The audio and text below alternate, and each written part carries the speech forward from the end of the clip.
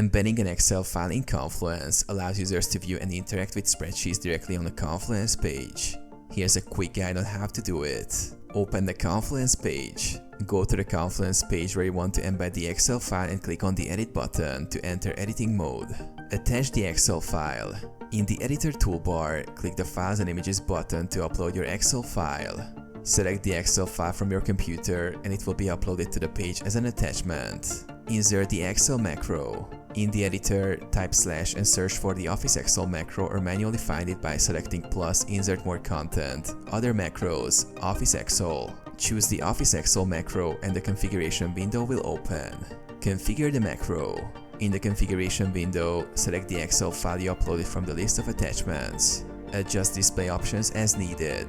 Publish the page. Click Publish to save your changes.